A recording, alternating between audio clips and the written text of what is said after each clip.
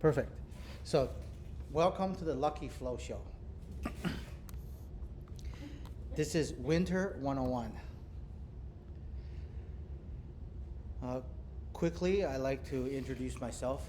I know everyone has already gotten to know each other. Very small group, so we're going to do a lot of interacting. I want to make sure all your questions are answered. And thank you for some of you. I know last minute you wanted to support me, so I really appreciate that. I understand.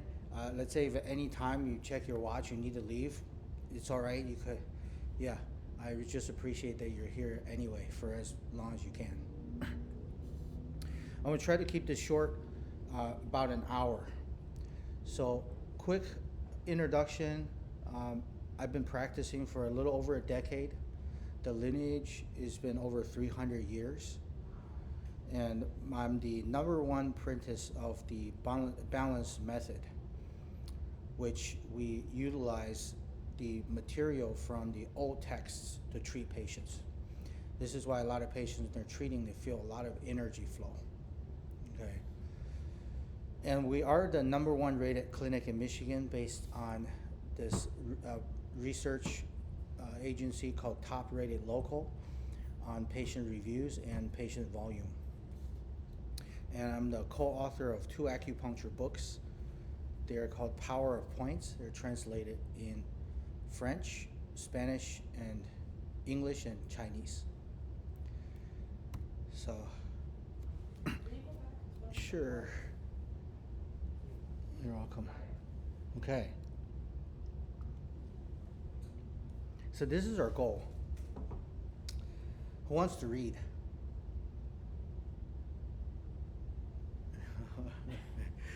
I'll read. I'll read it. Oh, sure. It says, to help people declare health independence, we hold natural healing to be self-evident, that it is empowered by their creator with the ability to heal, that all persons can restore and thrive, that among these are positive energy, purpose, and the pursuit of happiness.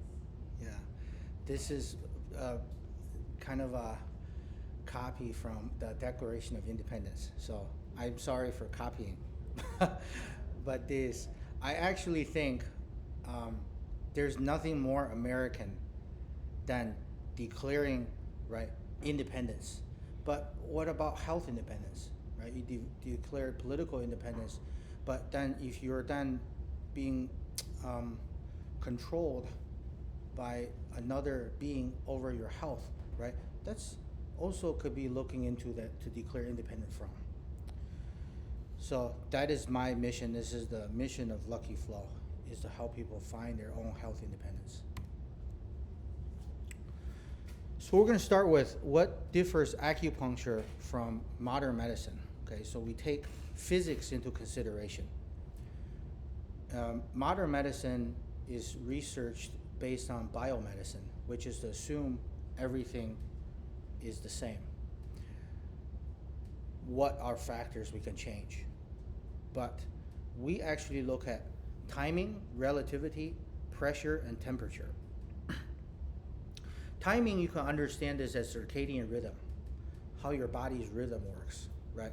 Relativity is, I can say, sensitivity. A lot of people, they feel very sensitive to touch. Even someone touching their skin, gently caressing their skin, they feel pain, right? That's very sensitive. And also some people feel numb. You can I don't feel any feelings, okay? Also pressure. As we know, pain is caused by inflammation, which is caused by pressure in the joints. A lot of times, some patient has the special ability to predict the weather. But that is actually sensitivity from the pressure of the environment that's changing, so they feel it in their joints, okay? And obviously temperature. Some people feel cold, or their feet feels cold. And later we can find that your organs may feel cold as well. Your mind sends different signals to your brain to heat up different parts of your body, different parts of your internal body. So how we make acupuncture work in terms of physics is to evenly distribute energy through all your body, so we can promote efficiency in running this, right, complicated machine we call our body. Who knows what this means? This is a Latin that is called assuming everything is equal. This is the general foundation of a lot of science that we know today, material science, because life has so many different factors. So the only way to research and study one effect is to assume everything else is equal. Okay, assume nothing else changes. We observe item A, item B, item C, how they interact. But the truth, as we know, is that only the change is constant. You can't hold, more than one thing constant in life, right? So what is constant is change. What you can bet on is that things are always changing. First, as we mentioned, the 4 factors, we talk about time. So time, we like to introduce is this. So this is the solar system.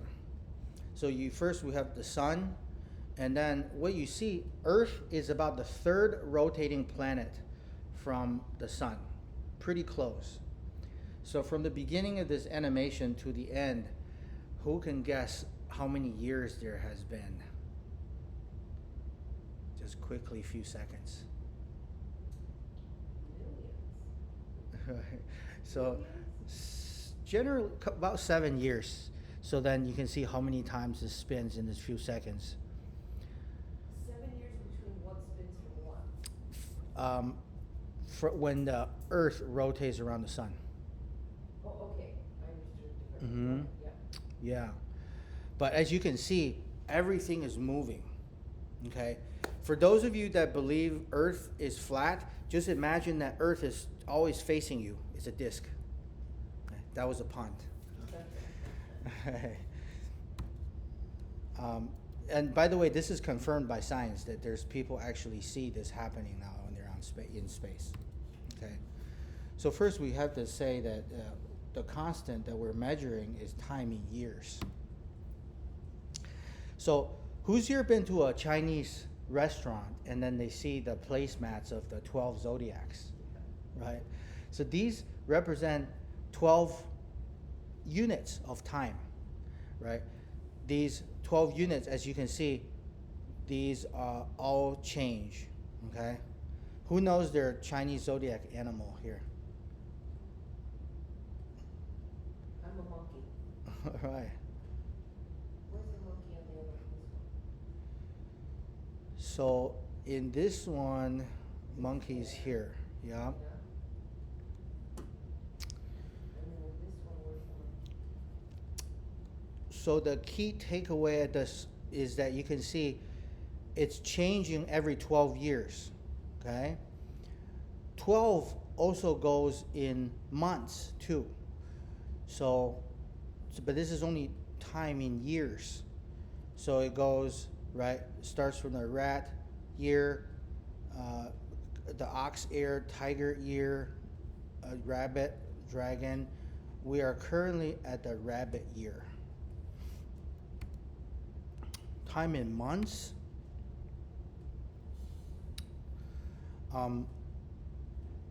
We can see that every 15 days is half a month, right? And there's 24 different seasons within a year. So within these animals of a year, we have 24 small segments, okay? We call these 24 solar terms. Who receives newsletter that talks about the solar terms here? Yeah, Jackie knows. So if you look at our solar term, each solar term, everything's changing. How we measure this is the yin and yang symbol, is that this is actually a sundial. So this point right here is where you have a stick, a needle, and depends on where the sun is, it's going to cast a shadow, depends on which month it is. So the shadow is going to move like this, but then the shadow's length determines how much daylight there is, determines the position of the sun. If the sun is right on top of you, then you know it's summer solstice because it's the least amount of shadow. And again, this is all relative because unless you're at the equator, you're going to have some shadow, right? So the relative length of the shadow throughout the year is what forms this yin and yang symbol. Who's seen the yin and yang symbol before? Right? We can see another one. This one's a little abstract. And these are named over here. And these names are markers on what is the most productive activity to do. So for example, right, we have, who knows what solar term this is currently?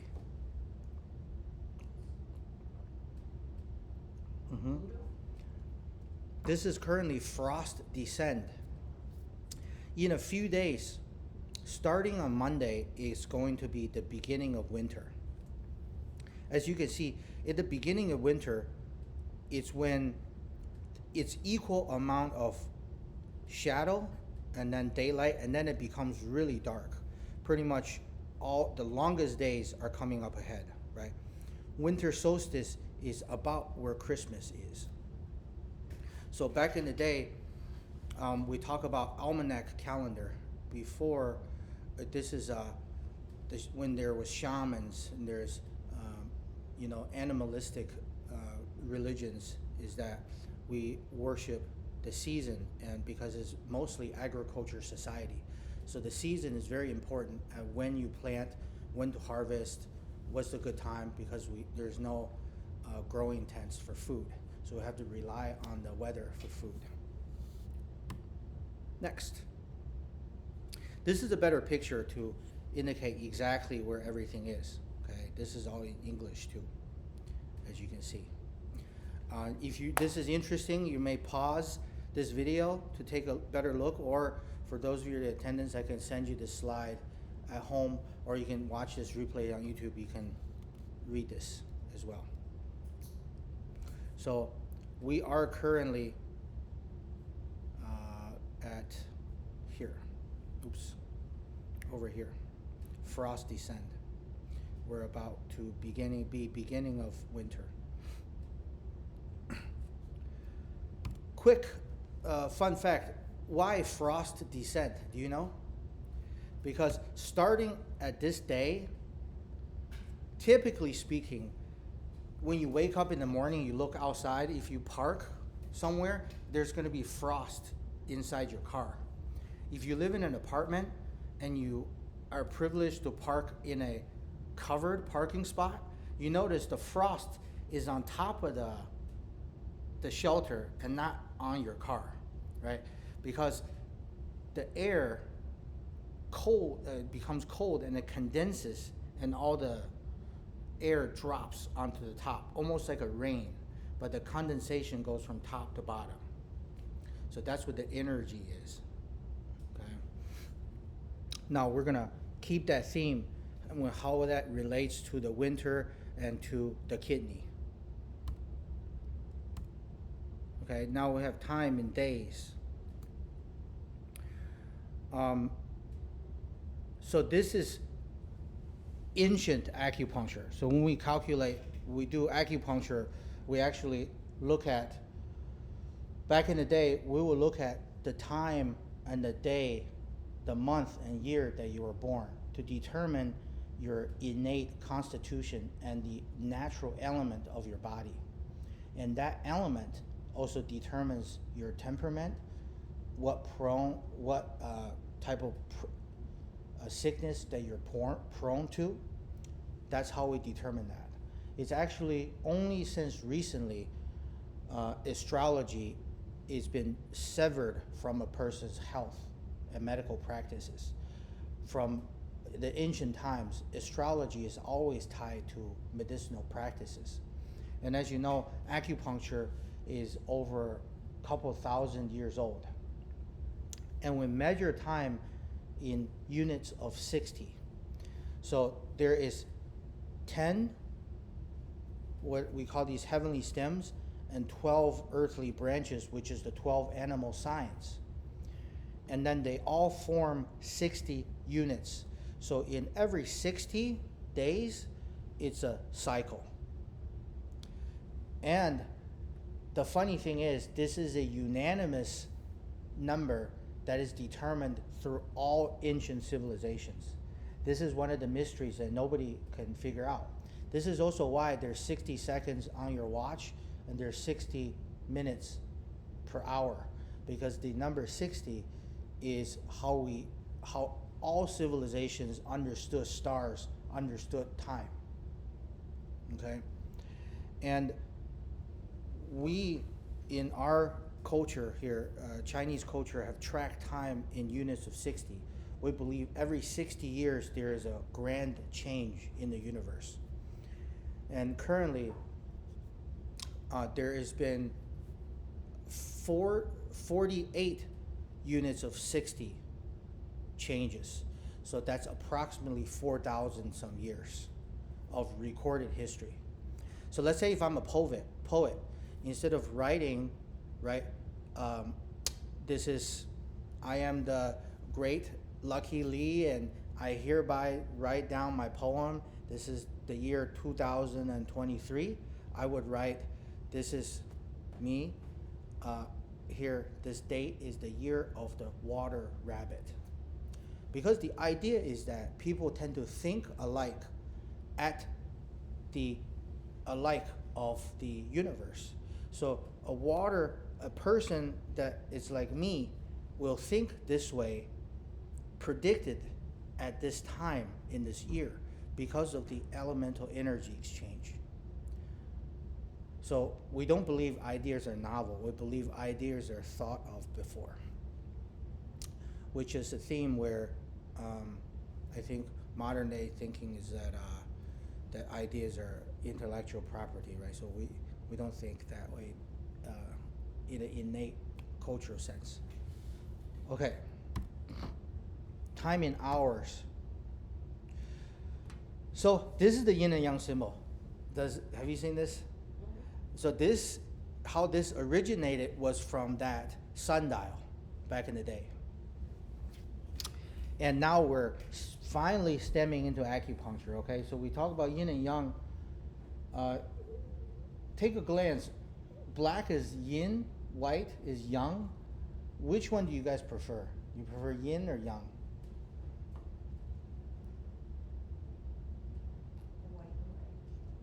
I don't know. I'm like quiet, asleep, treating. Yeah. You know, night, they're all right. Right. I can both. Right. So this is the idea that as you observe a mountain, there's always, right, the sunny side and then the shady side. But when the sun rises and falls, the east and the west, the sunny side and the shady side is going to switch. Of course, you can argue that if the north side of the mountain never gets the sun, right? But that's kind of the example here, is that everyone at some time will have their yang aspect. So yang would be more like a younger person, right? Yin would be, in contrast of the younger person, would be yin, which is let's say an elderly person, right? And then there's obviously the contrast between male and then female. And then obviously, even with female, there's a contrast, who's more young and who's more yin. So look at this more like a relative terms instead of a quantitative terms. This is a very abstract, correlative thinking process instead of a quantitative thinking. So the efficient answer, there's no correct answer. The efficient answer is I like both. Because the idea is, if you overly crave one side, after a while your body gets worn out, you would default to this. Okay.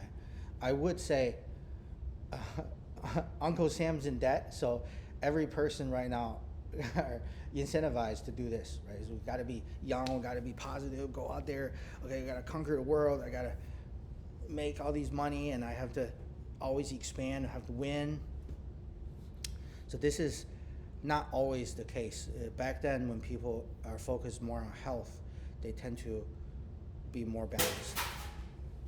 Okay. And then between different times, there's also yin and yang, yin and yang, yin and yang. And different times are related to different organs and your meridian channels. Okay? We'll come back to this.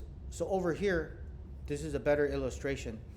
So how this is currently understood by science is that 1729, we have this French scientist that discovered the circadian rhythm.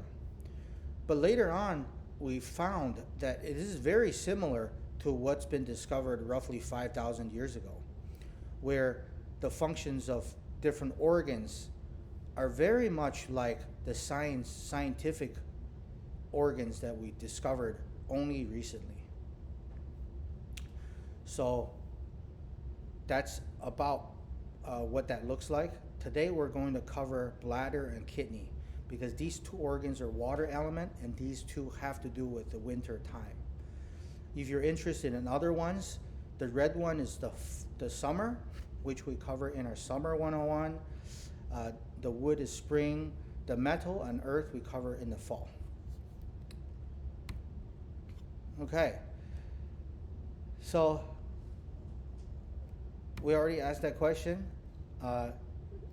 Time, qi. Well, now we'll talk about qi. Qi is timeless flow, just like you. Who believes that a lot of things that happen in life are kind of similar things, but they keep happening over and over again? Perhaps you make one kind of mistake, but you notice I keep making the same mistake. Or I may have success, but it's similar type of success. Who agrees with that? I don't know if I agree with it, but it happens. I can make the same damn What about people? Who keeps meeting the similar people over and over again? Definitely, right? Is that the people that you're going to meet is the people you find pleasant, right? The things you hear are the things that you find pleasant, the things you find funny. But then, if we take a step back, we realize each person finds different things funny. They find different things pleasant. They find different types of people pleasant. So in a sense, the people in our life sometimes are our own choosing.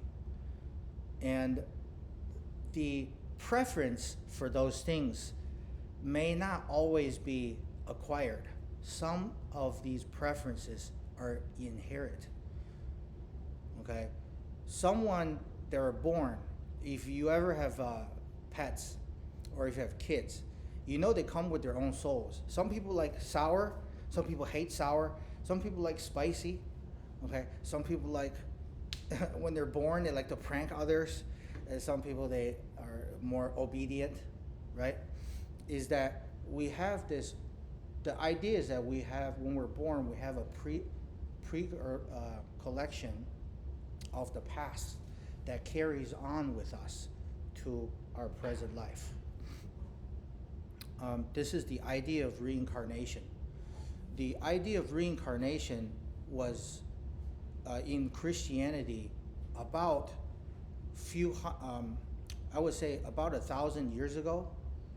The idea was once in Christianity that there was an idea of reincarnation, but then the later church got rid of it because they found that if people realized reincarnation, there wouldn't be much need for the church, because then they will understand that your karma is actually your own doing.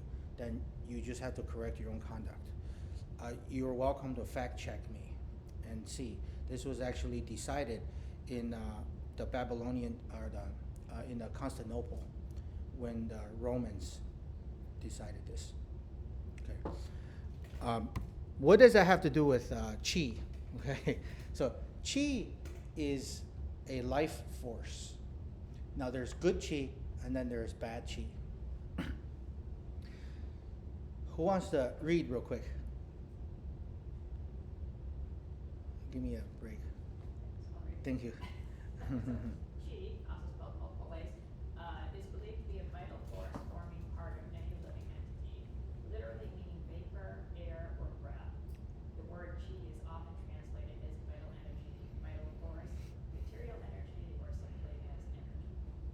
Yep. And this is not just a novel Asian or Oriental concept. Actually, in other religions, we talk about the breath of creation, right? God or the Creator give breath to life. So then, what does qi do? So qi has 5 functions. Okay? It's to move, which is number 1, to make sure things are moving. So we all know that people can't just on demand wanting to move bowel movement, right? Something has to move. You can't do math in your head or somehow logically move your bowel movement. It has to move. That movement, the involuntary movement, it's this first aspect of qi, which is this first aspect of what makes your involuntary movement move in your body. And that's also part of the creation process, the breath of creation process, which is what actually you get when you're here getting acupuncture, okay? And then also the second function of qi, which is what we do in acupuncture, is a warming, okay? So some people, if this person has stronger qi, this person tend to be warmer. This person has weaker qi, they tend to be weaker. Now, right here, I can already hear someone saying, I don't want to be weak, I want to be strong. How come I'm weak? Okay? So we actually found that there is strong and weak depends on the uses, that every person has a productive use for society. People who tend to be strong are better suited for leaders, right? Military men, women, someone that's physical, but someone who is a little bit weaker are better at medicine, are better at poetry, art, right? Because they're more sensitive, they're better healers. So it's not just strong. In fact, this idea of making our body strong and strong and strong, make our body bulletproof, this is actually a very Roman idea, where back in the Roman days is that they make there was a process of bleeding, where the Romans back in the day figured out that whatever is sick with this person, it's something wrong with their blood. So what they do is they stab you with a dagger on a spot on your vein, and then they have this chair they tip you, so then all the blood gets drained, and that it's kind of like a cleanse. And after that, this person's really pale because they just lost a lot of blood, and then they eat, they revitalize, and then sometimes this person lives, and then they actually got rid of the disease. But sometimes this person dies. But in the old Roman document just says, okay, well, this person dies, great. They're not worthy Roman citizens anyway. So that's how I clean up. So this is kind of harsh. So the Chinese had a different approach. We noticed that we noticed this too, that there's something wrong with the blood, because blood is what carries qi. But we realized the weaker people can also be a productive part of society. They're better healers because they can understand people better. So then we start to not only help the strong, we also help the weak. And this Roman idea, theme, in my opinion, still exists in the modern medical system, is that a lot of the treatments that modern medicine has, it is pretty rigorous. Some people are very sensitive to the medication side effects. Some people are very sensitive to surgery, sensitive to different invasive techniques. So these people later found acupuncture. I think modern medicine, obviously, with the research, has helped a lot of people, but these tend to be very strong, healthy people to begin with. And these are people who has a stronger qi. Okay. So qi also, number 3, has to do with defense. Who knows someone that gets sick all the time? Every time there is a new flu, this person gets it. Every time someone sneezes, every time the season changes, allergies, this person gets it. And then there's this person that never gets sick, never had trouble sleeping. I eat stuff off the floor. My stomach is fine, right? So depends on the chi, right? Some people are more sensitive, so they are more sensitive to pathogens. They're more sensitive to this and that. Right? So then some people may say, COVID's not real. I don't need to wear a mask, or I don't need a vaccine. But this person, most likely, they have good chi, so good for you. You should be protecting the ones who are weaker, right? So then, but then there's people that are weak. So obviously, if you get a cold, you're probably gonna get COVID too, because, right? And some people even, I know some patients, their family members, since COVID, they wear masks, they stay at home, they get their food delivered, and then they sanitize all their bags they get delivered. They still got COVID. So it's not, so then you have to know that maybe it's your body. So we get your body adjusted so you can have better defense, better chi, right? So your body can be warmer. So then these kind of people typically have colder hands, colder feet, colder limbs, because they have a deficient amount of chi. So does acupuncture change your chi? Yes, we do. The question is, does acupuncture change your chi? Yes, we do. That's actually what we're doing here, is we're regulating the chi. Okay? And thank you for the question. And then later on, we talk about how these chis move to different organs and different times that change different chi. Okay? So people that never get sick to begin with, they have good chi to begin with. And other people have poor chi that needs to be manipulated so they can have better chi. Mm-hmm. Yeah. Yeah. It is a Confucius idea in an ideal society. He's had a quote that goes like, what's a good man but a bad man's teacher? And what's a bad man but a good man's job?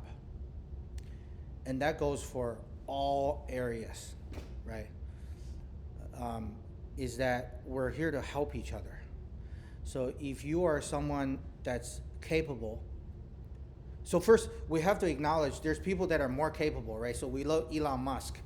He runs multiple businesses, whether you like him as a person or not. He's very capable. So these capable people should be in service of those people who are less capable. And the people who are less capable, preferably, they would be more respectful of people who are capable to then be able to humble and receive aid. So then we all play a role in helping each other. That is in an ideal world. And when you have good chi, you naturally have the inclination to do so. Good question. Good question, Pam. And that, to repeat the question, sorry I keep forgetting, is why some people have good chi, born with good chi, some people born with bad chi. So chi also does containment, is that if someone let's say leakage of urine, leakage of bowels, right? Also maybe premature ejaculation or something like that, or someone sit there and then they start tearing, they can't control their tears, or if they have like runny nose, if they have leaky fluids, it also could be like uncontrollable sweating, is that their chi is low. That's another aspect of what chi is low. If someone feels like, oh, I only do that sometimes. Sometimes I have that, sometimes I don't. When you're very tired, you do that. You will have chi leakage. So also transformation of food, drink, breath, different things. So a lot of people, they drink a lot of water. They're told by their coaches, healthcare professionals, doctors to drink water, but I still get dry mouth, dry throat. I just have water, I just go to the bathroom. It's because you don't have enough qi to transform the water into proper bodily fluids. And what cultivates qi and what depletes qi is if you exhaust your qi, if you are doing something all the time, like a lot of thinking, exhaust your qi, not just physical. Obviously, physical labor exhausts your qi, worries exhaust your qi, anger exhausts your qi. Overly joyful also exhausts your qi. Okay? I know some people say they just want to be happy, exhaust the qi. So what doesn't exhaust qi is calmness, right? Zen, yoga is actually good, right? Tai Chi, these quiet practices replenish the qi. This is why when someone's in pain, if the pain is caused by issue with the qi, so we call it the software issue, they can do a lot of physical therapy and the different exercises. The reason it doesn't work is not because the exercise didn't work, is that this person their software is depleted. It's not a hardware issue anymore. And this is why the patients they do x-rays and look at all these different factors, nothing is wrong, then I know acupuncture will help you because then we ruled out the physical. Then we just fix your qi and pain is gone. Okay? All right, let's go ahead and... So qi is invisible. It's the shady side of the mountain. It's not something that you can see. But when you walk on the shady side of the mountain, are you walking on air just because you can't see it? No, you can still step on it. You can still feel it. Qi also comes around, in and out of you. So who's been around someone and you can already feel this person's energy, right? That, oh, I don't know, this person feels not right. Mm-hmm. Or someone can feel, okay, you know what, even though this person isn't being nice, but I can feel this is a pleasant person, right? So qi is something you can feel. If you have qi, you can feel. People who can't feel, actually they lack qi, right? So you imagine that you have this bubble around you that you can feel. The bigger the qi, the more the energy feel, the more you feel. You know, there are masters who cultivate their qi, then you can say that they're predicting things. They can say like, okay, you know what? I have a feeling this person is coming. And lo and behold, this person is coming, right? So they can start developing that premonition. So we have this picture again of the planets, and if you're into Western astrology here, you can see that different elements here is represented by different planets. So we're in the winter. Winter is represented by the planet Mercury, right? Which, if someone has issues with their kidney and bladder, movements of the Mercury planet, whether it's in retrograde, right, is going to affect their kidney and bladder.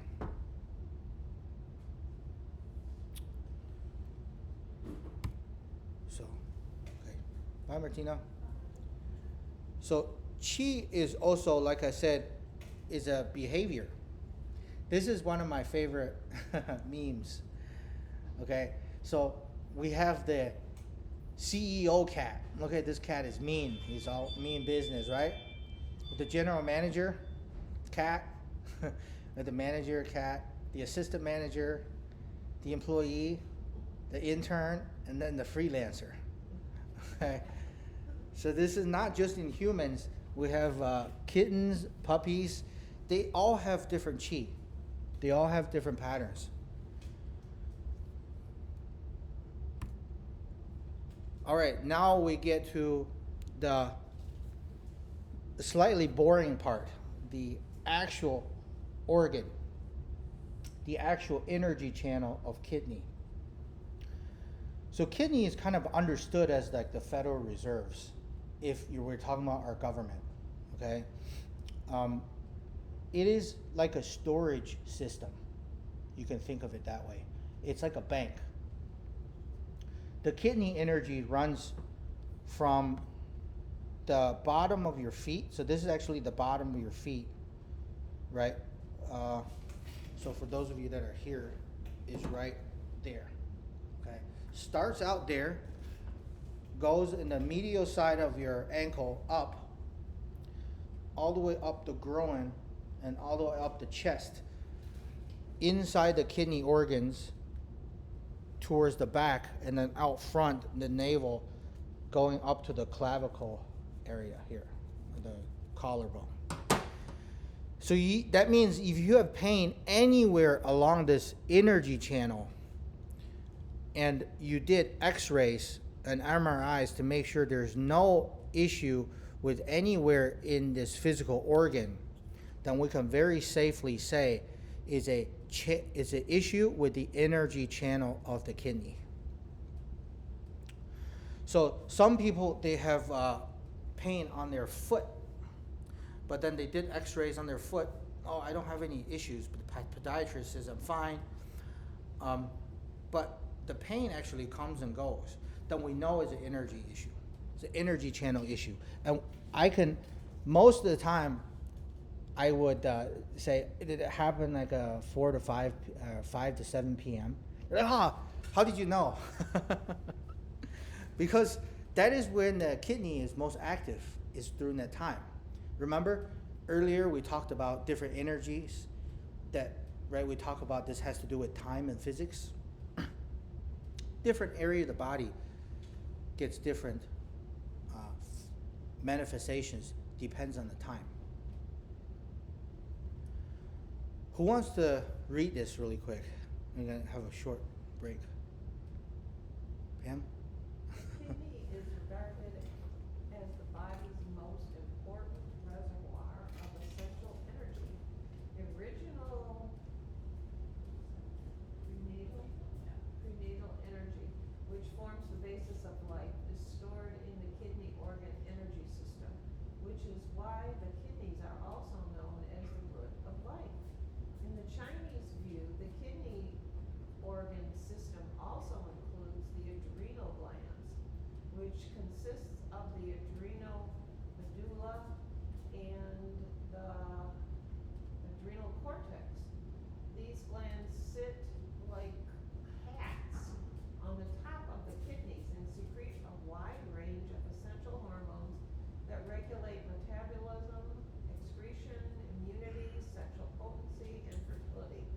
Destruction of the adrenal cortex is fatal.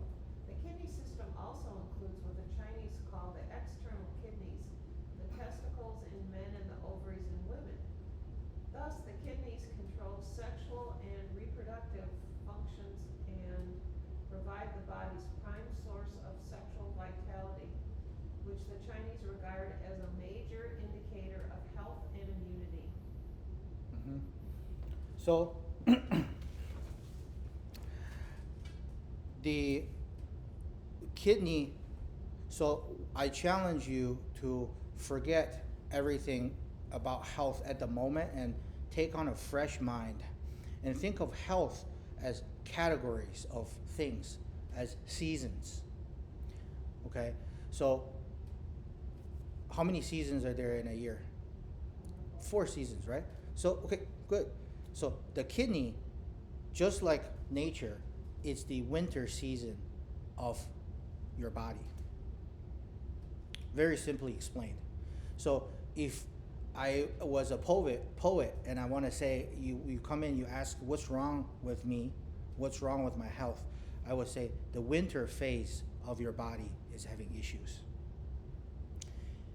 Okay, so then what is that? Winter is water element. Winter is kidney and bladder. Winter is also what?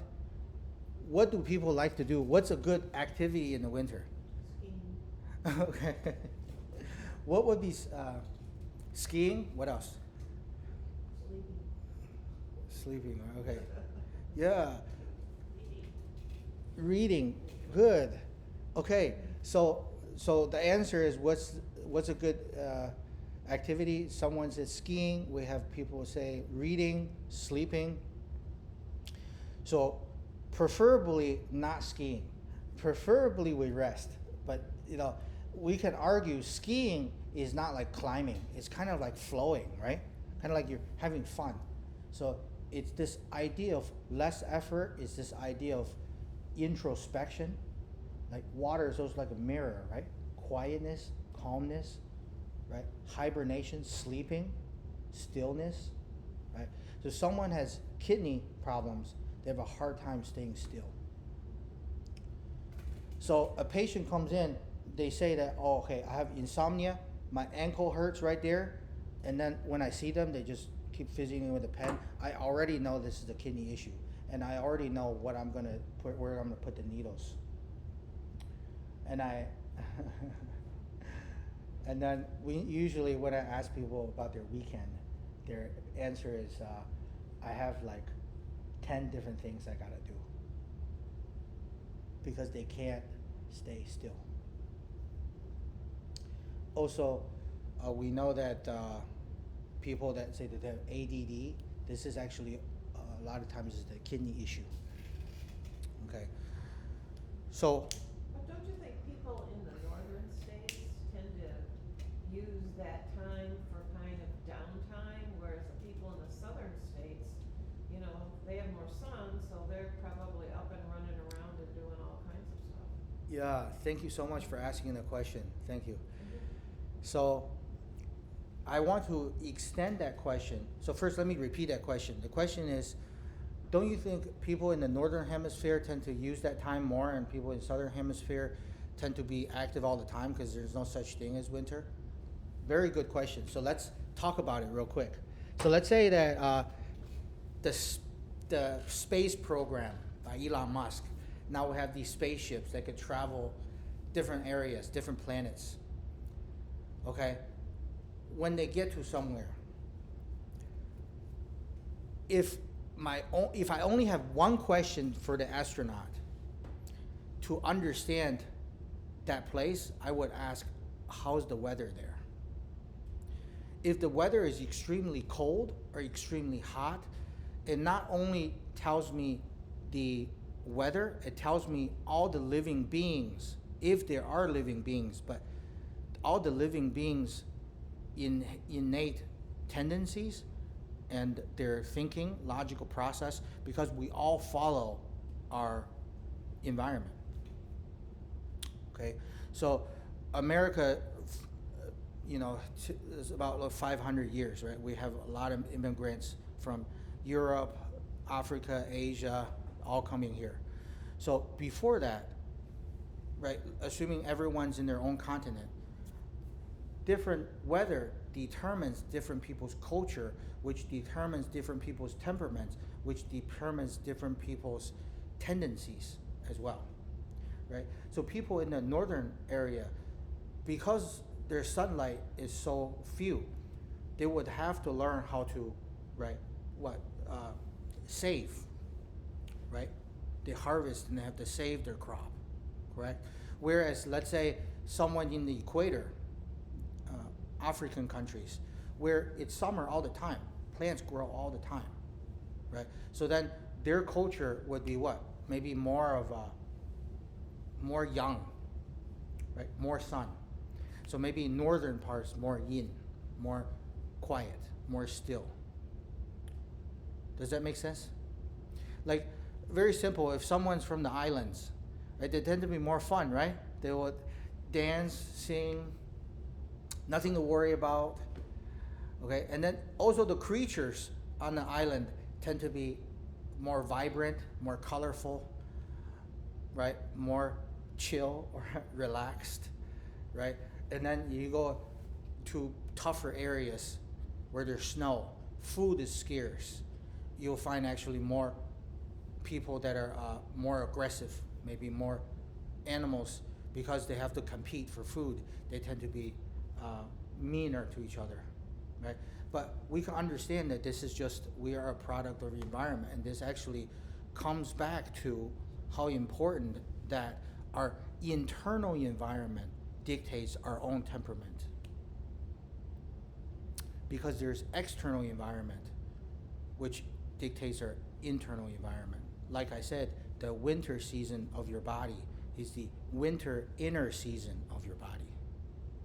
So someone has kidney issues, their internal environment, in their internal environment, they don't snow. Their winter is very hot, which is not supposed to happen. Make sense? Okay, very good. And the idea is that we balance that so that there are 4 seasons. Now the question may be, okay, well, if I live on the equator, I live in somewhere very, very hot, there is no snow, there is no winter. Remember, correlated thinking tells us that there is relativity. So there's still winter, there's still summer. It's just that their winter doesn't snow, their winter is relatively colder than their summer. So is if you're from a Nordic country, there is still a summer, even though there is no 90-degree weather. Okay. Did that answer your question? Okay. And now this is why this is hard to explain. So this is why we take the time to do this. Okay. Excuse that picture. Everybody's dressed there, so I want to assure you that. The kidney is responsible for filtering waste, metabolism, blood moving onto the bladder, excreting to the urine. Okay, so the kidney cleans blood. Okay, along with the large intestine, the kidney controls the balance of fluid in the body. Kidney also regulate acidic alkaline balance, pH of the body, filtering out, retaining various minerals. Kidneys, particularly the adrenal glands, are especially vulnerable to damage from excessive stress, sexual abuse. In the Chinese view, such damage causes major immune deficiency, low vitality, and sexual impotence. Okay. How we can understand this is that the kidney is how we age. So why does kidney have to do with reproduction and healing? Is that when we use our kidneys, which is connected to the sexual organs, right? When you have children, most likely this children looks like either the mother or the father, right? Because it has our DNA information. This DNA information is the information your body is going to use to replicate your own cells as well. That is the same reason if I get cut on my hand or if I got scraped on my skin, the skin that grows back is not darker skin or lighter skin. It's exactly the same skin as my skin here. The exact texture of the skin where it's missing, because the kidney contains your essence, which is your memory of what you look like. If we get a little bit more traditional, this actually, the kidney has inherent memories of your ancestors. This is why a lot of people, they get kidney transplants, they start having memories of the persons that give them kidneys life memories. Is that our memory are not just stored in our mind, that's data, but our memories stored with our emotion is stored in our organs. A lot of information you store is tied to emotion.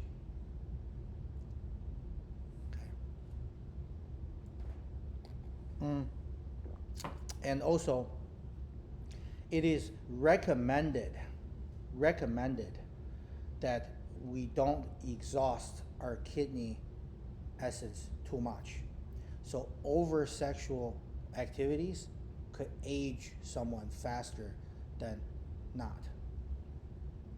So this is why, like celebrities, some celebrities that they age faster than others. I mean, so some celebrities have Botox and these different things, so that's a side point. But let's say someone overexhausts their chi, overexhausts their kidneys. Children nowadays has a lot of issue with masturbation, pornography. These things age us, and these things deteriorate our immune system and health. But if you're having problems with this kidney meridian, Mhm. in addition to acupuncture, what else can you do, or are you gonna talk about that? We are going to talk about that, and we are going to. Thank you. So I'm glad that's a little sneak peek. So yeah, so someone with good kidneys have a good sex drive. Someone with kidneys who are depleted has issues with like sexual impotence. Okay, and that we correct the kidney meridian, we can get their sexual health back. So this is a picture. This is the kidney.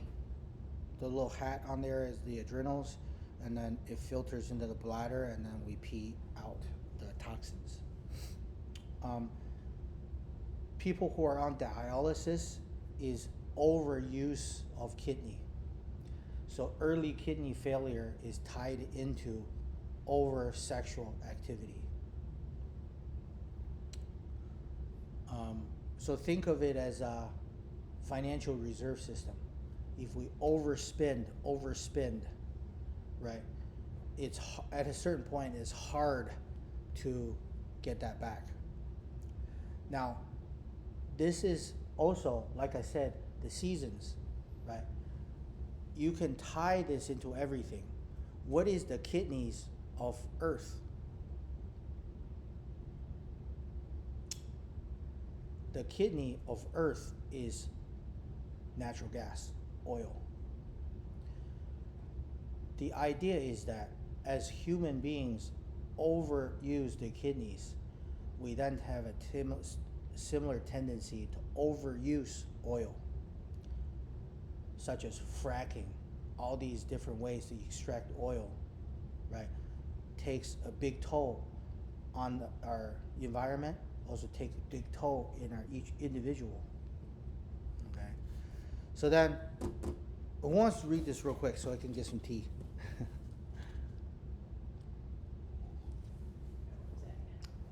Would you like to read, Oh, Jackie? um, Thank you.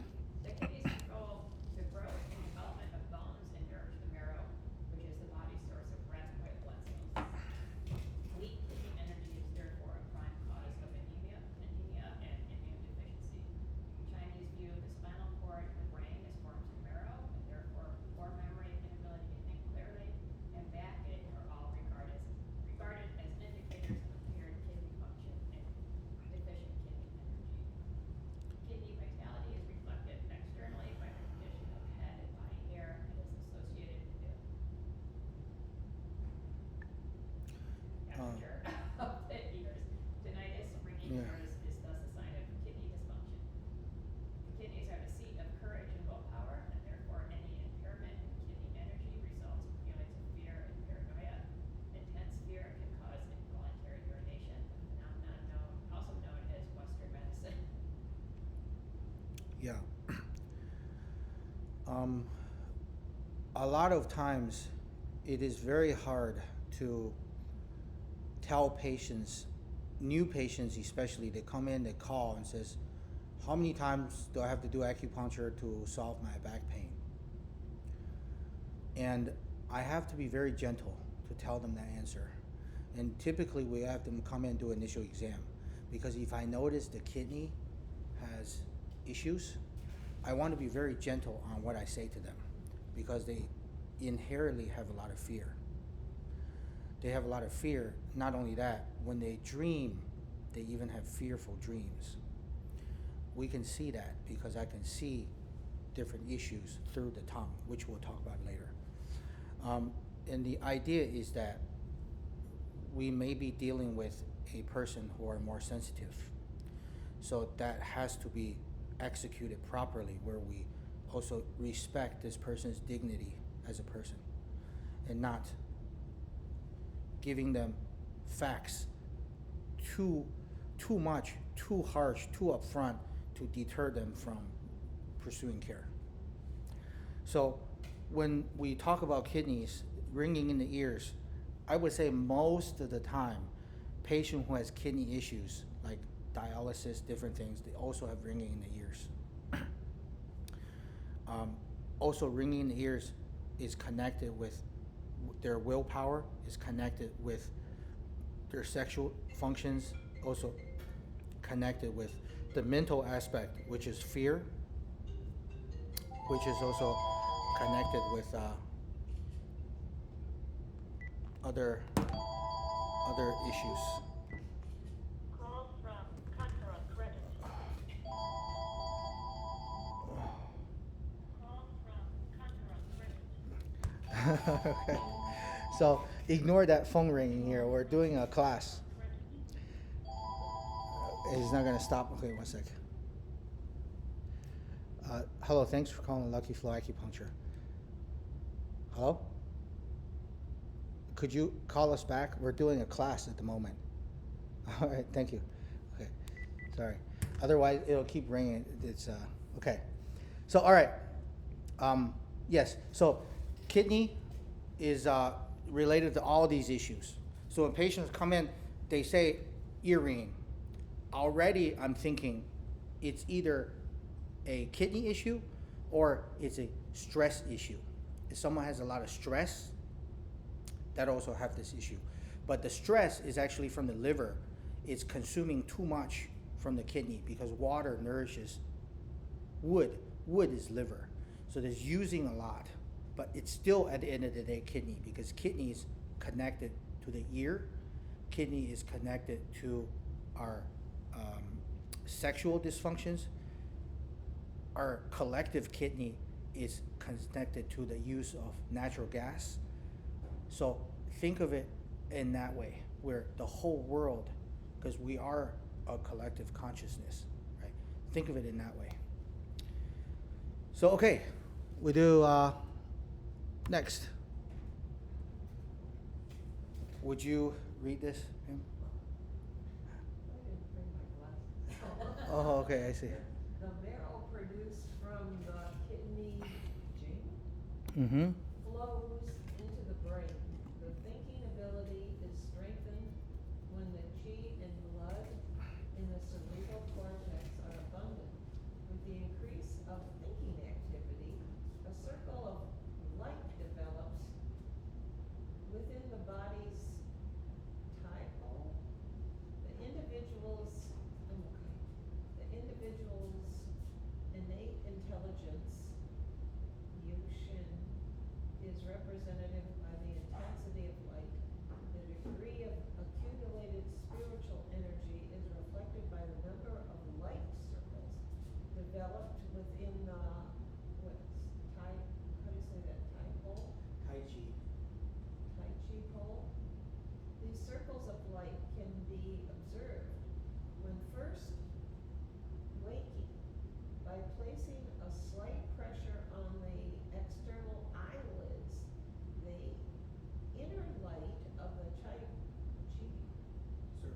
pole is projected onto the optic nerves, reflecting an image of the circle of light. If the circle of light is complete, it reflects a strong, healthy condition.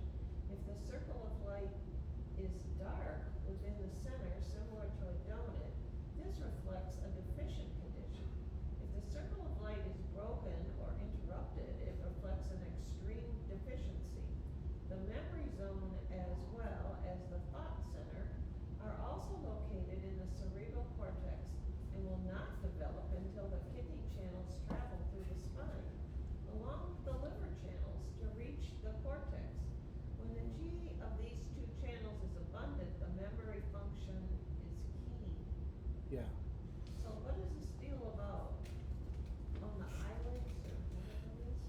Yeah, this is Circle of lights? something you can try at home. Okay. So before you open your eyes in the morning, you press down your eyelids, you should see a halo, a white ring.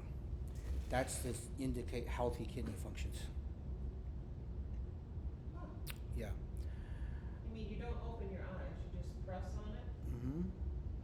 Yeah, if you press your eyes and you see white, then you're supposed to see that. And if you see something else, then you have a problem. That indicates the kidney, yeah, has an issue. So the kidney over here is the takeaway from this slide, I would say, is kidney is also in charge of our memory. Okay. A quick thing about the memory is that the memory could be stored in the heart or stored in the brain, but the brain is actually connected with the kidney. Okay. If the kidney is having issues, it's going to have a hard time with memorization. So for example, let's say after a person had a sexual intercourse, right? And they've exhausted a lot of, let's say they lost sperm or right fluids, and they would start feeling like, wow, I'm in this euphoria, I can't really think. Okay, so this is why some Asian parents is like, you can't have a relationship when you're in school. Right, speaking of personal experience. Anyways, that is why, is that for children, it's better to delay their use of their kidney or exploiting excessive use of their kidneys, delay it as much as they can, because they can save all of that for their brain function to study and excel in academics. I know that is controversial, I guess, culturally, but from a health standpoint, it is recommended. So some memory could be from the heart.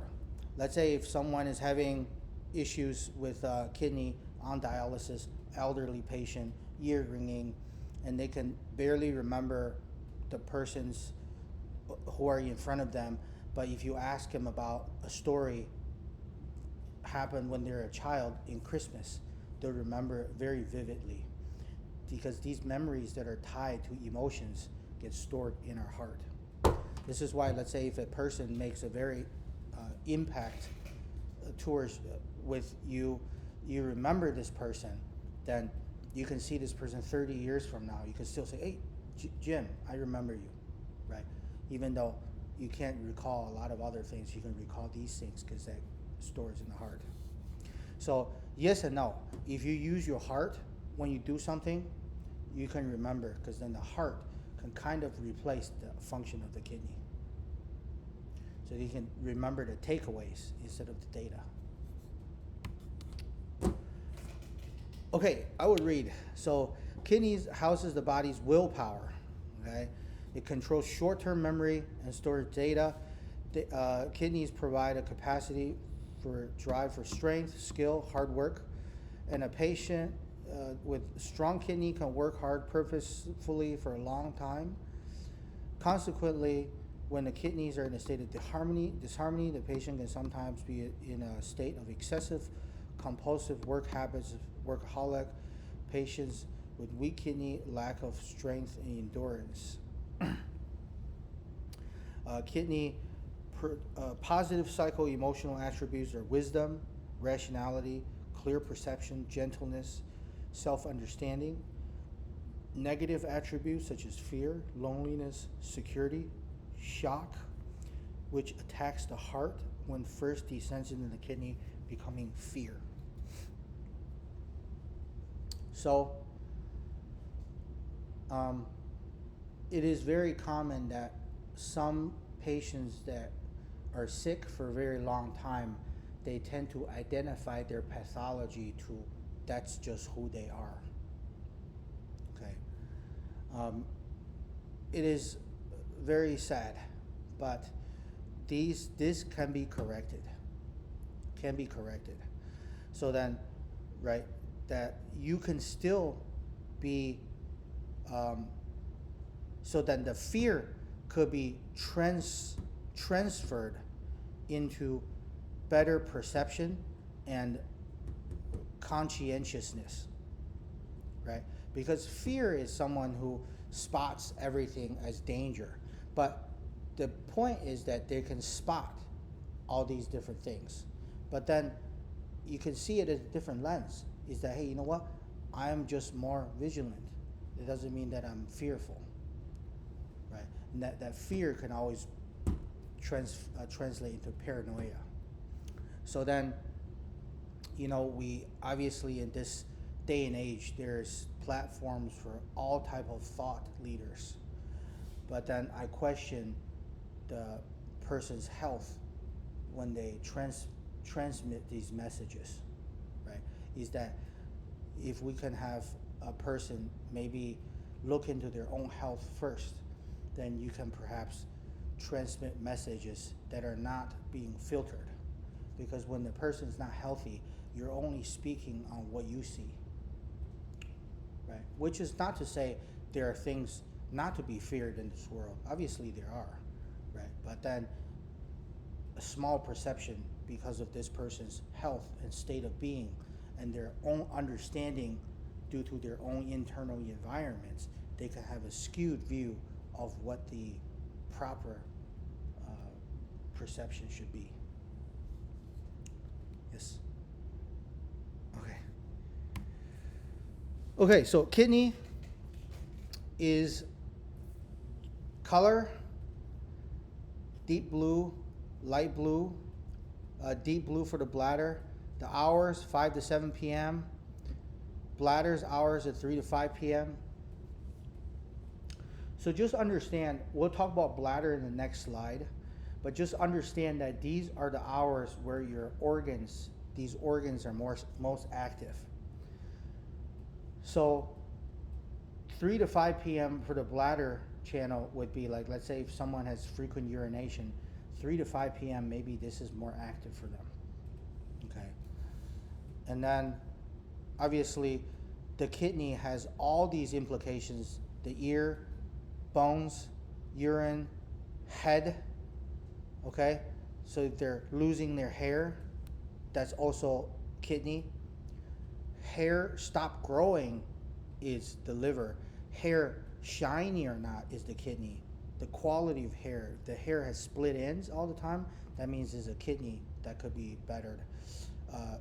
Bone marrow is also important, that's the kidney. Also, forgot to mention here, teeth. So someone, very easily their teeth cracks, their teeth chips, that's kidney issue. That's why younger kids, you see them in parties, they just open the beer with their teeth, right? Not recommended for someone who's older, because that'll crack your teeth. That's the difference, because they have a strong kidney. Now we talk about the bladder. Okay, sure.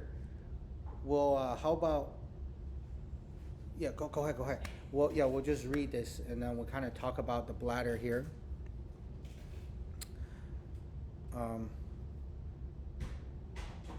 This is the minister of reservoir, okay? Responsible for excreting waste. The bladder organ has dysfunction, and then the energy system in the bladder is intimately related to the function and balance of the autonomous nervous system. That's because the bladder meridian runs along the back of the body from the head to the heel. Apologize for that typo there. With two parallel branches flowing along each side of the spinal column. These four branches of the bladder meridian exert direct influence on the sympathetic and parasympathetic trunks of the autonomous nervous system,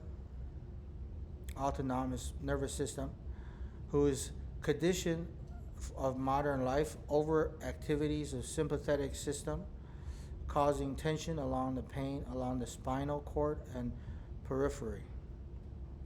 This tension and pain may be relieved by stimulating the flow of energy along the spinal branches and bladder meridian. Such stimulation induces a total relaxation by switching the nervous system over to a restful, restorative, parasympathetic mode. massage therapy focus on these 4 branches, bladder, meridian, because the direct influence over the autonomous system, nervous system, which regulates all the body's basic vital functions. Okay. Basically, we can see the bladder channel is pretty much everything along the back. Okay?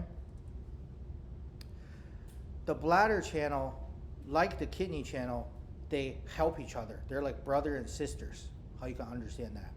So typically people who have kidney issues, they also have urinary like issues, frequent urination. So that's why these are connected. And a lot of patients have back and neck pain, okay, is because kidney issues. This is why people with back and neck pain, we don't put the needles in the back and neck. We actually open up the energy channels in the kidney to help with the back. So we don't actually need to put the needle in the back. And then when you get cupping, we cup the bladder channel. We have bigger cups that cover both lines. And also when you get a massage, you get your bladder channel worked on. After the massage, restoring the autonomous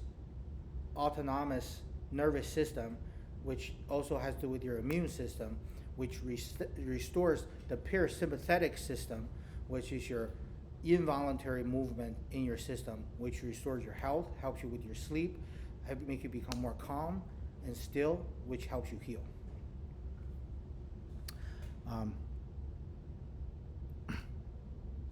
Okay, who wants to read this? Jackie? It's just a short one. Okay, bladder. Psycho-emotional aspects and imbalance in the bladder can cause such psychological symptoms as habitual fear, lack of decision-making capability, and a diminished moral character. If an imbalance becomes chronic, it results in such emotional responses as jealousy, suspicion, and holding on to long-standing grudges. Yeah. So for things like this, very cautious about other providers who are reading this slide, not to misunderstand that this is just what a person tends to be. It doesn't mean that this person has bladder issues, they are these, right? Of course, there are external influences such as your upbringing, your good moral values that would help you counter these things. But think about it this way. It's kind of like the teapot. When you boil a teapot of water, what you have is what? You have all these steam coming out the lid, right? And then you imagine the lid has no holes and you just cap that. So what's going to happen? It's going to like implode, right? Because there's so much pressure. So the idea is not to have a better lid. The idea is that you just turn off the heat, right? So if you have these thoughts of jealousy, you have the thoughts of suspicion, you don't need a bigger lid to try to control these. So what we do is there's root cause to help you with this set of organ systems. So you start feeling better in that way, right? This is why sometimes when patients, they have to take care of their elderly parents. It's tough to take care of elderly patients because when they have suffer severe organ issues, their psycho-emotional issues start to change. So they may not be the nicest person sometimes to deal with. So then my heart goes out for patients that actually, have taking care of their parents, and know that family sometimes could be tough. Right? I've not walked in your shoes, so sometimes that might be tough, but this is why. Yeah. All right. We're about 75% done, okay? Bear with me here. So water element. We talk about water. Remember, this is wisdom. So when we come to wisdom instead of intelligence, is that instead of the quantitative thinking, this is a correlative thinking. So what's water other than kidneys? What else can it be, right? Water could be how you understand and how you connect with the universe. Water is also, there's patterns, right? How your pattern perception. Water is also the kidney, also the DNA information, also how you remember, right? Water is also peace. People tend to be on the beach because they want to be peaceful, right? Water is also quietness, is stillness, okay? Okay, water is also rain, water is also bladder, but the kidney tend to be rain. The bladder tend to be waves, okay? So then this is actually a pretty good visual, right? So let's say I say, okay, the winter phase or the water phase of the body is having issues. So in this person's environment, to better understand how this person feels, is that in their world, they don't have rain. There is no rain. So now poetically, I now tell you how this person feels. Because you lack kidney energy, you don't see water. So you imagine you live in a world, you live in an environment where you don't see water, you don't see rain, drought, scarcity, right? Of course, this person is going to be fearful, right? How am I crops going to grow, right? Reverse. If this person has too much kidney energy, that's also not good. That means it's raining all the time. Oh my gosh, I'm at home, I can't do anything. I don't want to go out, right? Okay, so then this is how we understand, is that back in the day, because there are poets that we write about nature, we then can start understanding a person. Not just say, you have anxiety. How do you feel about this anxiety? I feel like there is no rain. Okay? I feel like there's too much rain. I feel flooded. I feel overwhelmed. Right? I feel I'm drowning. Right? So,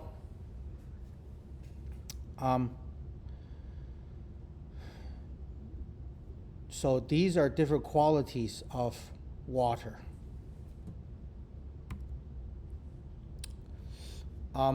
Now we're segueing into kind of, okay, I have kidney-related, water-related issues.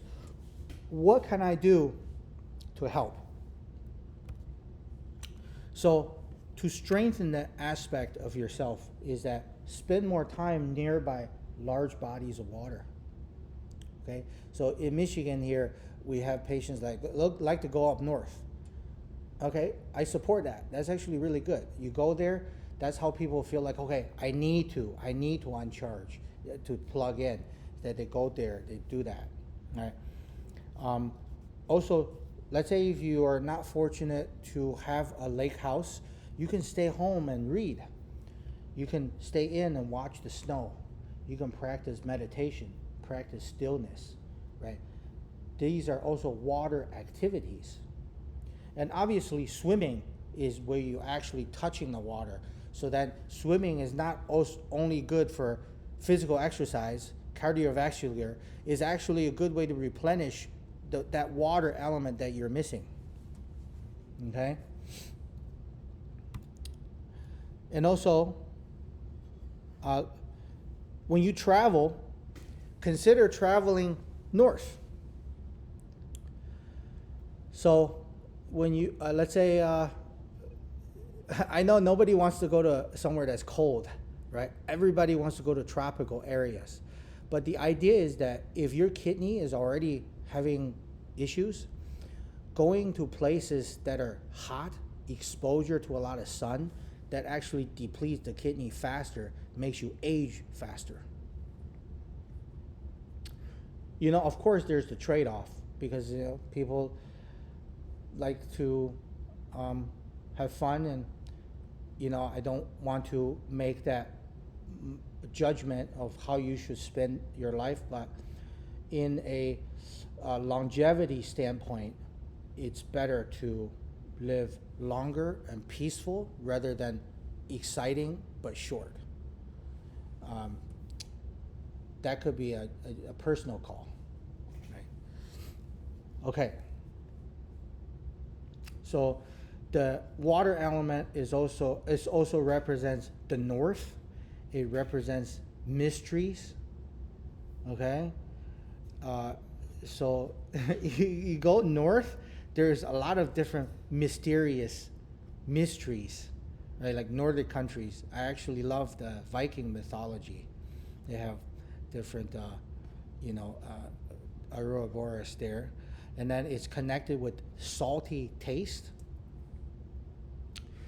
Not too much salt, okay? Just a little bit of natural salt could actually help the kidney a little bit. But actually, bitterness too.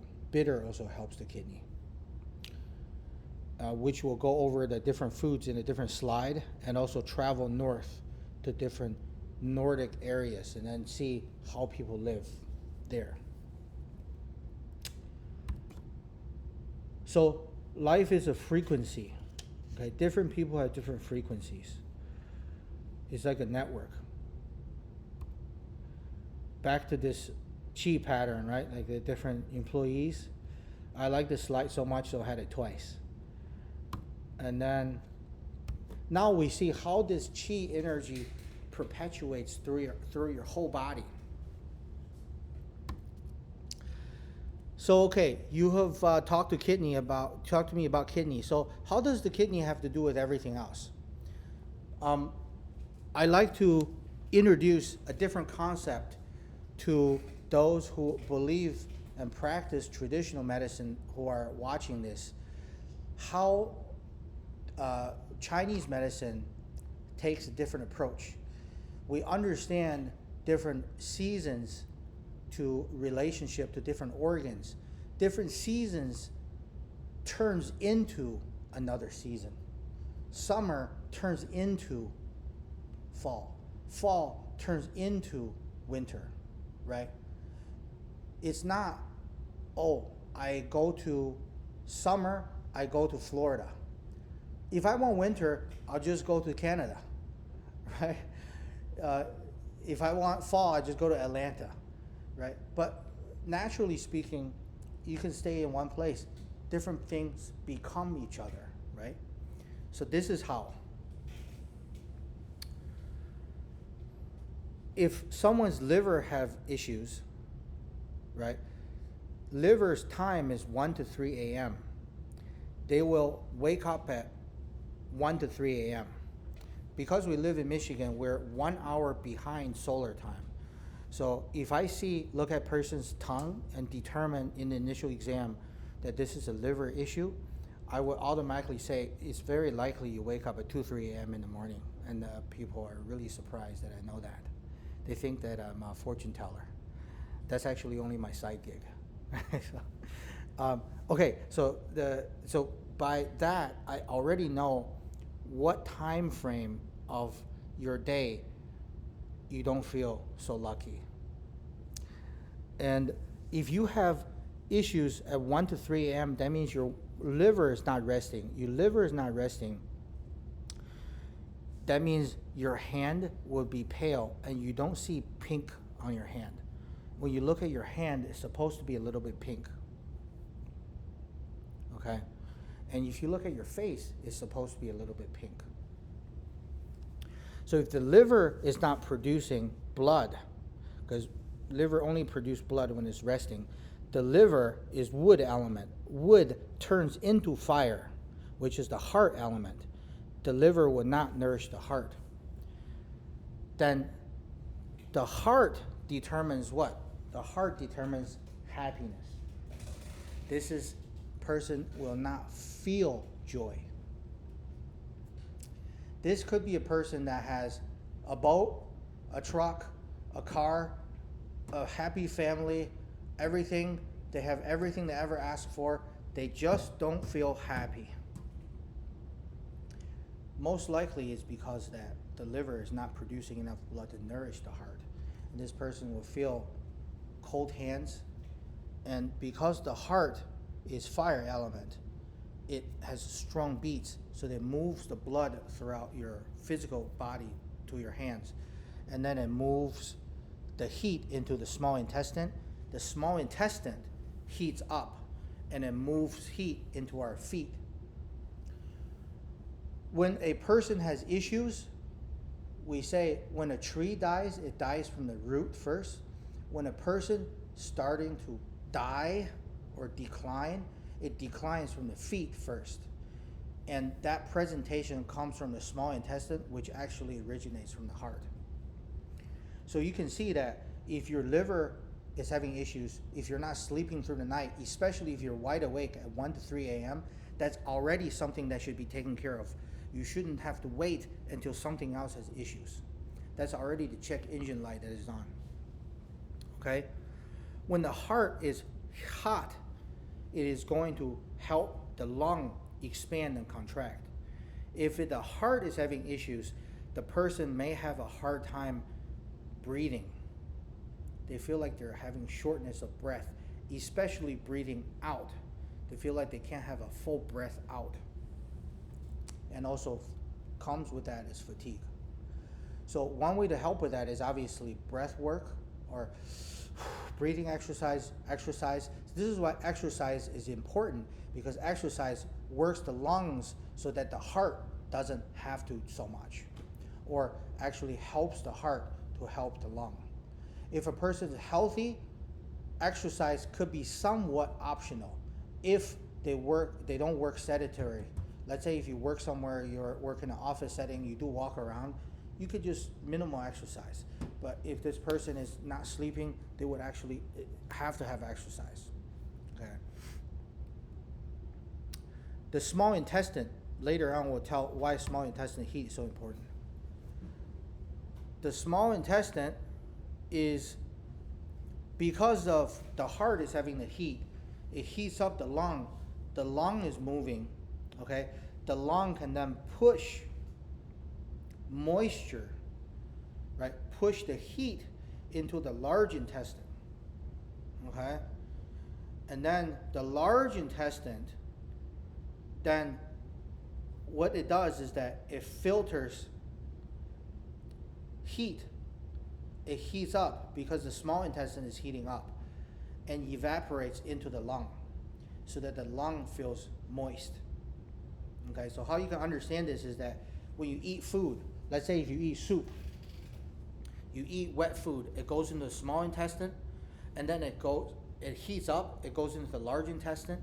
The small intestine heats up, the large intestine gets warm, and then the body is not wasteful because, like a steam, it evaporates up into the lungs. That's why you can have saliva. If a person has dry cough, most likely this person has diarrhea. This is how these two things are connected, because this means that the small intestine is no longer hot and the large intestine is no longer doing its job at drying the stool or the food to evaporate that moisture into the lung. And this is how these two are connected. Okay? And the bladder is located. Another note here is that if someone having constipation and they have dry cough, that's no bueno on top of no bueno. Okay. So bladder is located right next to the small intestine. Is that given you're sleeping through the night, given your heart is working well, and then helping your small intestine work well. Small intestine is hot, so the bladder can expand. The bladder can hold water. If the bladder does not hold water because the bladder actually is shrinking, so that you always feel like you have to go pee really, really quick. So what's the best way to ruin your health? Ice water. Because you drink ice water, it cools down your small intestine. Because the ice water goes from the mouth, stomach briefly, goes down to small intestine, cools down the small intestine, cools down your bladder, which that's the best thing you can do to screw up your health. Okay? And then will hate on ice water a little bit more later, but then you drink ice water because your body needs to assimilate these fluids, right? How does it assimilate fluids? It heats up in the small intestine to disperse into your joints so that your joints get nourished. It heats up again in the large intestine. The large intestine nourishes the lung so that you can have saliva. And then it goes what? It goes actually into the kidney and then into the bladder. Your body is so equally efficient. It heats up again in the bladder one more time, and then the water goes into the liver. So then you don't get angry. And then the bladder then essentially pee out the rest. So the water gets used 3 times in your body before it gets wasted. It's almost like some people, they do, what do? They cook first, and then they use that water to then flush their toilets. And then they use that water to wash their clothes, and then they use that water to flush the toilet. So that's about how efficient our bodies are with water. So are hot drinks always better than cold drinks? Hot drinks is always better than cold drinks. Tea is always better than hot water, because with tea, because it's bitter, it helps your body assimilate the fluids. Yeah. Next. Right. Excessive fluids of the lung will move to the kidney functions of the heart, and then, thanks for coming, Jackie. Okay. Fluids will then move to the heart and the lung, and then nourish. So this is the cycle. I know I could talk about this forever. I apologize, this is taking longer. But then all of this then comes down, right? This whole system is what makes it work.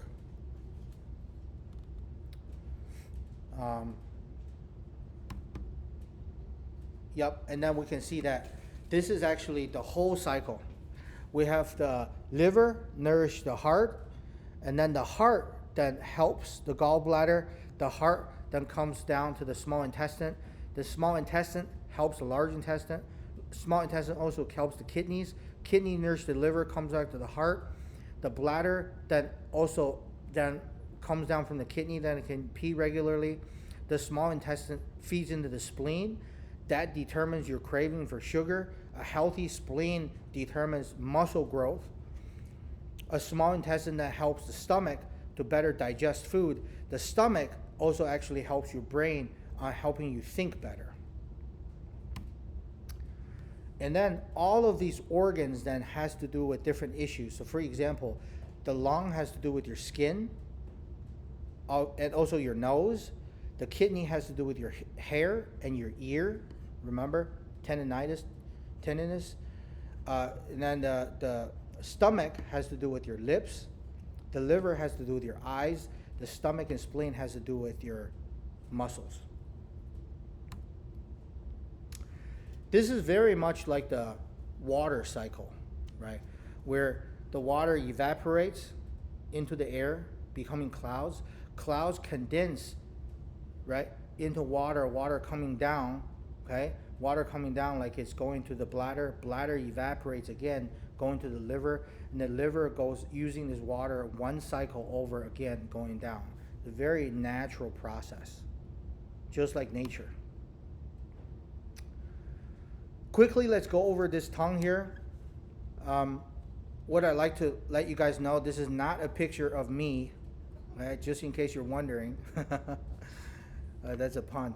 So this is how we look at different part of your tongue, how we determine what sets of organs are having issues. Okay? And also this, right? A lot of patients have seen this tongue there. My patients, they go in and they see what quality of tongue overall determines what, and then what part of this tongue having issues also determines what. And so this is how we assess what's going on inside. looking at the weather and seasons with your tongue. But reality can be a little messy. So we have all these different tongues that we can decipher, and these different tongues are a combination of these tongues. Okay? To wrap this up, right? The kidney and the bladder organ are over here, and they're all a part of all these organs. So if you have pain along different areas of the body, if it is not anatomical, it's likely that is energy related. And this is also relating to different times. Okay? So good practices in the winter time is introspection, cultivating stillness, and get more rest. A lot of animals in winter don't do too much. Okay? And you also notice this might be stereotyping. People that do winter sports, such as hockey, such as skiing, they're bald quicker. For that reason is that kidney determines hair. So working out in the winter time is like working out at night, because winter time naturally should be a state of rest. It consumes a lot more energy to work out and exercise in the winter time than it is in the summertime. So some people say, okay, I'm a pro athlete, I have to work out, I can't quit my job. So then you work out in the summertime of the winter time, which means you work out during the day at noon when there's more sunshine. Right? Does that make sense? And if you're interested, we have a Acupuncture 101 where we actually go over different aspects of your body with different sets of organs and how they affect each other. And this is how we properly discern what is going on. Okay? So a quick thing here is that kidney, right, is also urinary bladder, is also water, is also the ear, is also bone marrow, also has to do with fear, also has to do with the winter, also has to do with the cold. Deep sighing, someone keeps going like, they keep doing that, okay? Black, the color black, salty. We also mentioned water, we also mentioned north. 3 to 5 p.m. is bladder, 5 to 7 p.m. is kidney. Also has to do with introspection, also has to do with calmness, quietness, stillness. Okay? And just imagine this is summer, so this is everything that's opposite of that. And the goal here is to balance the chi flow for all organs. Mistakes, okay? Please avoid cold drinks. If you do smoothies, fine. Try to limit ice in there and try to keep it room temperature. Sometimes overnourishment could be a bad thing, especially I would say patients who has a bowel issue. If you do not eliminate everything in your body 24 hours after consumption, it quickly becomes toxic. Try not to skip meals. I know a lot of patients, they want to lose weight, they want to do intermittent fasting. I actually think that intermittent fasting could be a very good thing, especially if someone is really overweight, but try to do it with recommended intervals with your trainer. A lot of intermittent fasting should only be done in short spurts and not all the time. And this is our mission. We believe by providing superior acupuncture, herbal supplement, and education, we can help our patients declare physical and emotional health independence from pharmaceutical drugs, unhealthy habits, relationships, helping patients achieve wellness from within the body, transform outwards to achieve their mission and purpose of life. I want to thank everyone for being here physically, as well as those of you that tune in online. I really appreciate it. If you have any questions, feel free to reach me with a comment below, and I will see you next time.